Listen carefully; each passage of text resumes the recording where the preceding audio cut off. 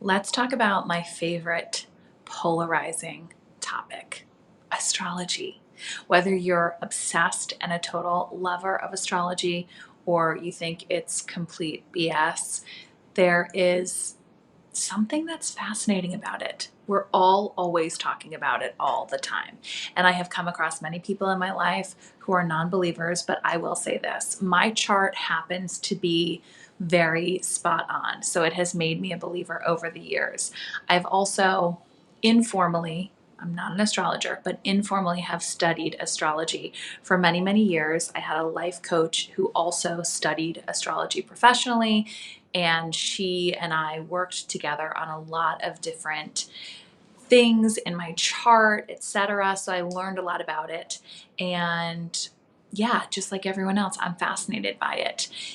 If you don't know what astrology is, the basis is that the exact way that the sun, the moon, and all of the planets were positioned at the exact moment of your birth has something to do with the way that you operate in the world, has something to do with your personality traits, and also has something to do with kind of your purpose on this planet.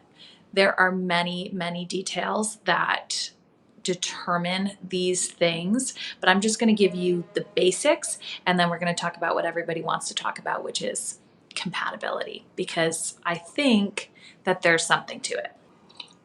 Firstly, we all have a sun sign, a moon sign, and a rising sign. Those are called your big three. I am a Scorpio sun, I am an Aquarius moon, I am an Aries rising. Your sun is who you are at your core. Your moon is who you are in your emotions, in your brain, and your rising is who you are to the rest of the world. So, for example, a lot of my Scorpio characteristics are that I'm loyal, maybe even a little possessive. I am very intense in some ways. I also have an affinity for transformation. Scorpion is the sign of death and regeneration and transformation, etc. I just did a podcast episode on how many times I've pivoted in my careers.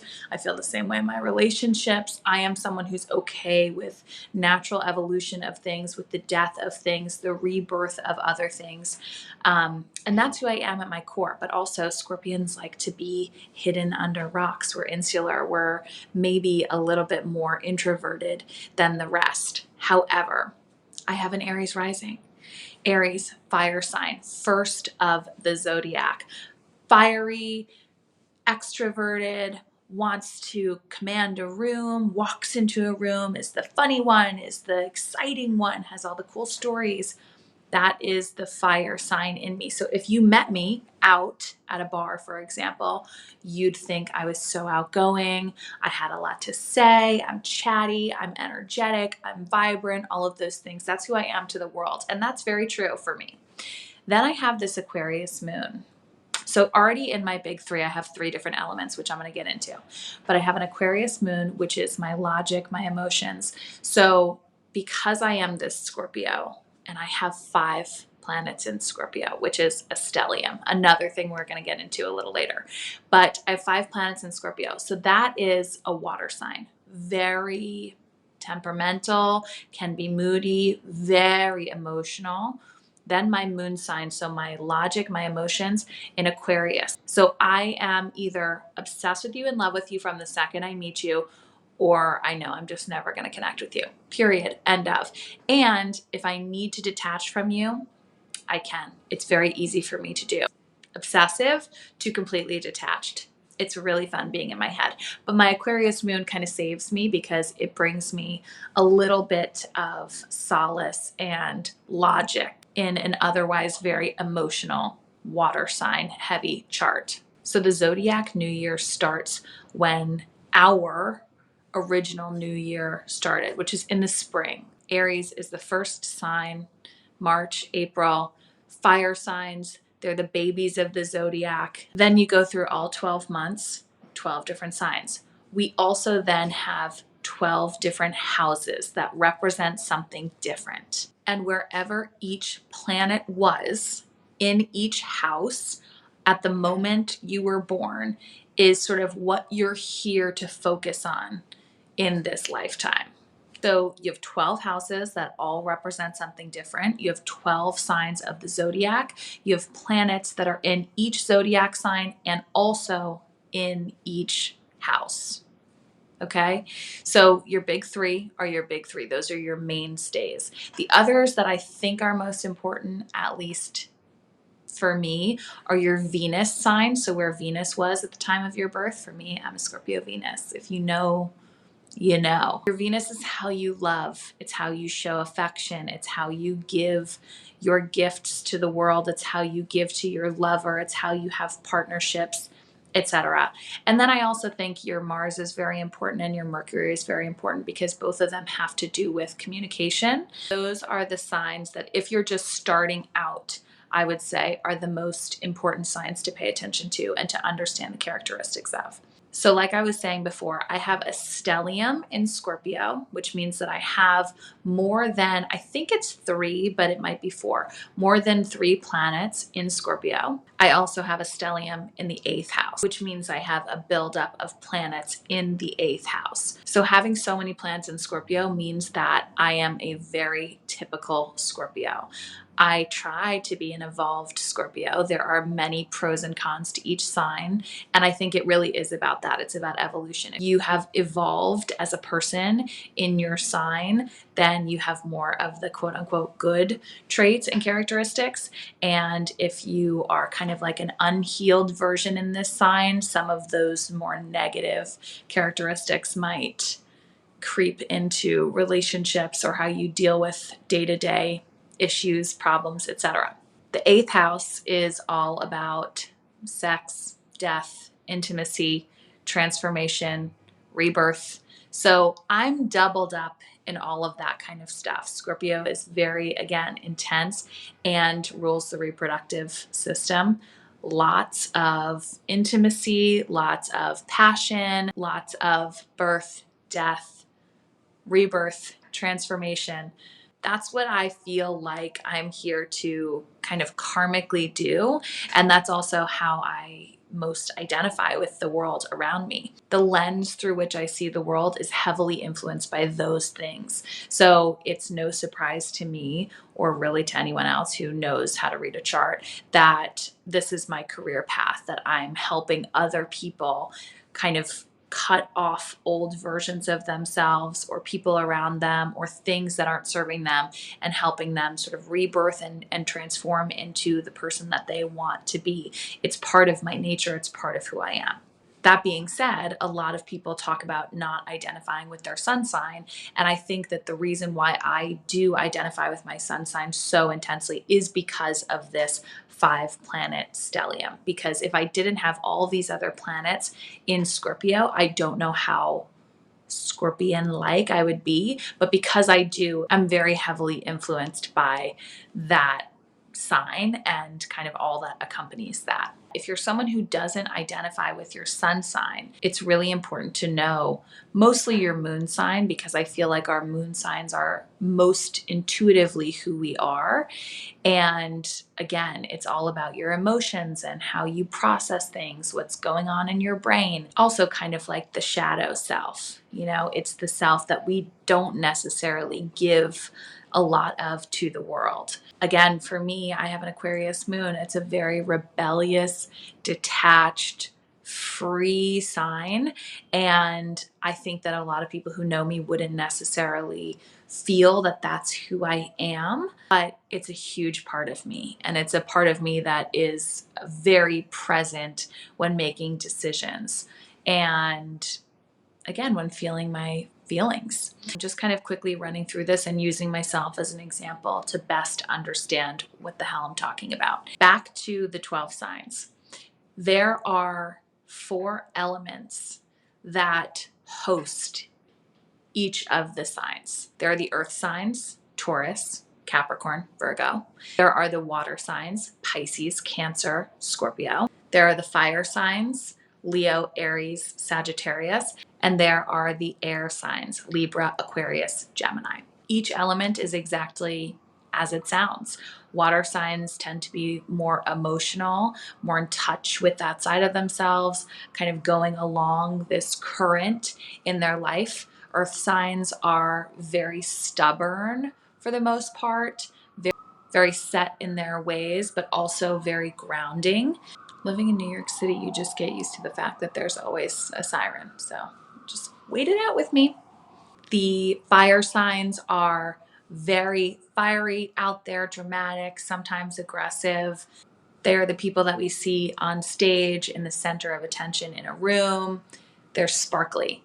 Air signs are both the most freedom oriented and sometimes rebellious signs, but also the signs that can be a little all over the place. When we're talking about compatibility, whether that's platonically or romantically, I believe that we look at the elements first. So, for example, these four elements, one needs another in order to survive. So the most off the bat compatible or supposedly compatible signs are water signs with earth signs and air signs with fire signs. They keep each other alive, they keep each other grounded, they keep each other where they need to be. So for me, this really has checked out platonically. Almost every single one of my girlfriends are earth signs, and the ones who are not are Aquariuses. So this is my Aquarius moon attaching to that person who I think, oh, you understand like the depths of me. That's why we get along.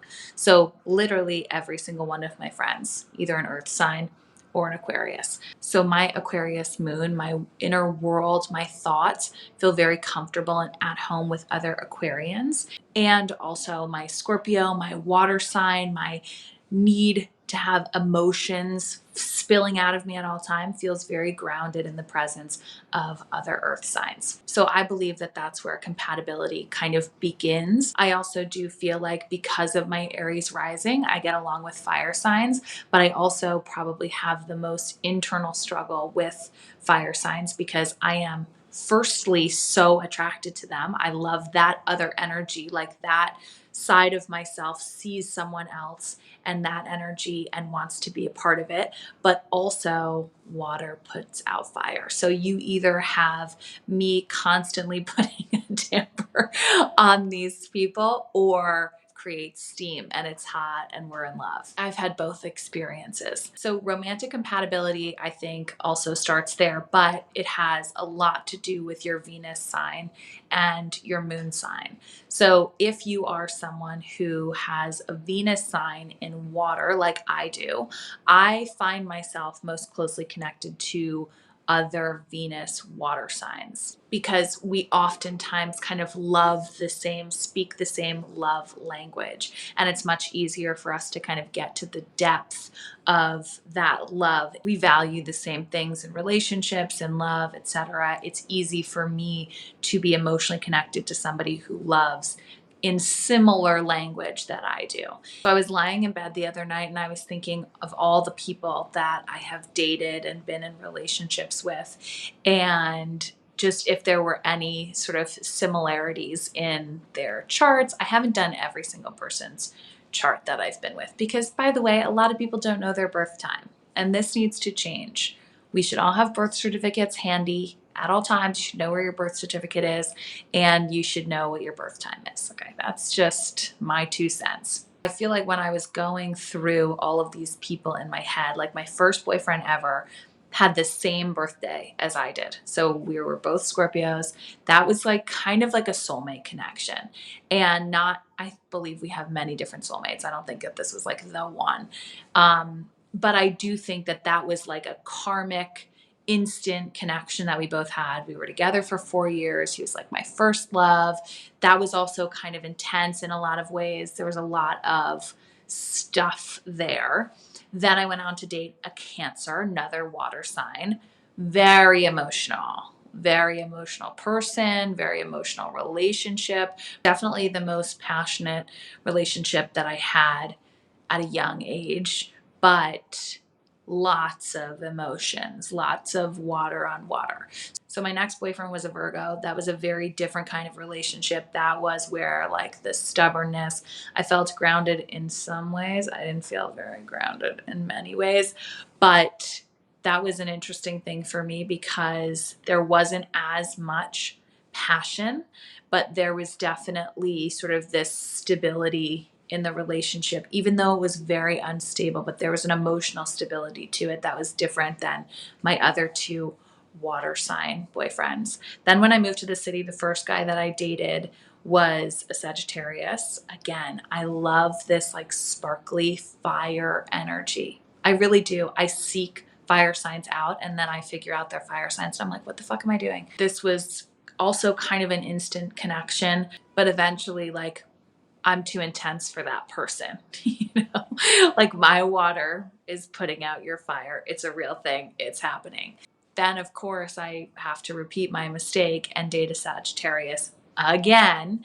That was also a wild ride. And also, Sagittarian men, like, you can't really pin them down. They always want to be doing something else. They want to be free. They are so afraid of like commitment and all this shit. Like, it's a lot going on. And I've found that to be very stereotypically true. Maybe because I'm so the opposite. I'm like, let's be obsessed with each other and like in each other's brains. And they're like, I don't want to. I want to go to Bali tomorrow and I'm not taking you with me. And I'm like, oh, okay, bye. Then dated a Libra who was like by far the most adoring person that I've ever been with. Like, still is to this day, like, still texts me and is like, tell me when your next book comes out. I can't wait to support you. You're so fabulous. You're so wonderful. Like, adored me. I don't even know how to explain it any other way because it wasn't like he loved me so much. It was like he adored me. That to me was very Libra-esque. Was like enamored by beauty. Like there's just a lot of that. A much softer kind of person than I had ever dated. And yeah, that was not going to last for sure. But again, he's super nice and adored me. Made me feel really like, whoa, someone's really into me. And then my last relationship, which was quite a long one, was with a Leo, another fucking fire sign. And this was instantaneous. I felt him before I even saw him. Energy zapping through the room like we were another soulmate situation. Very connected, always was. Of course, the most emotionally unavailable person I could possibly find in the city of Manhattan, but really like felt like we had some sort of like karmic thing to work out. Truly like saw each other and it was like game on. Like very, and I'm like that with people. The Sagittarius that I dated before the Libra, like that was my other kind of like long-term relationship in my 20s, was someone I met on a street corner and we like locked eyes and were like, again, it's on. Like I'm very connected to you immediately or I'm never, there's no such thing as like a second chance with me. If we don't hit it off immediately, we're just not going to. It really is that simple. Like I'm not going to grow into liking you. That is very Scorpion thing, I think, is this like intensity, this passion, this immediate, like I know exactly that I want to be with you. And I always know who I'm going to be with. I also have this very intuitive side, so I can sort of see things. But I was drawn to him because he was immediately kind of this like Mr. Big character, like this very sparkly, very man about town, like super confident, did like to be the center of attention, like wanted to do karaoke. That was the vibe. But I feel like the reason why he and I were so compatible in so many ways, we were so not compatible in so many ways, but we had a very serious compatibility. And like, again, this soulmate connection where we would always say like, this seems like a deeper situation than just like dating somebody. And I'm pretty sure it's because we both had water sign Venuses. Like he was a Cancer Venus, I'm a Scorpio Venus, and that love part of us was just always like running on the same current. Yeah, I think it's a real thing. I was wearing the sweatshirt that I'm wearing now. You can't see it, but it says Scorpio on the back in a CVS like a year and a half ago probably, and a woman tapped me on the shoulder and she said, "Are you a Scorpio?" And I said, "I am." And she said, "Me too. I have 5 planets in Scorpio." And I said, "Me too." And she said, "You have to wait for your Taurus man because he is your ultimate, like most compatible partner." Okay. So I said, oh, okay. And she's like, I waited until I was 43. I never had children. I didn't want to get married to anybody else. I never wanted to get married. And then the second I saw him, we connected, and he's the love of my life. So, because Scorpio and Taurus are on opposite sides of the zodiac wheel, we are the most compatible signs. Every sign has something like that. So it's exactly 6 months from where your sign is. So my best friend in my entire life, another soulmate of mine since 2 years old, Taurus, obviously. Obsessed with her, in love with her. My sister just had a baby. The baby was supposed to be a Gemini. I willed her to be a Taurus. She's a Taurus because I was like, we need to be soulmates, simpatico forever. So this woman tells me I have to wait for my Taurus, and then in my head I'm thinking, I did have the best connection of my life with a Taurus, for sure. Mentally, emotionally, that was the thing that fed me in that relationship. I think why I love astrology so much is because I come from the knowledge is power mindset, and getting to know myself better, getting to know other people better is just something that I love to do. So whether you quote unquote believe in it or not, I am curious to hear your take on compatibility and whether or not you think it has anything to do with how we operate in platonic and romantic relationships. For me, again, everything is very by the book true. And the fact that my rising sign has been running my love life for the better half of 10 years, I think is something that needs to come to an end. So if you are a Taurus and you want to hang out and you live in New York City and you never want to leave and you have no children and no wife and you're in your 40s, give me a call. Have a great day.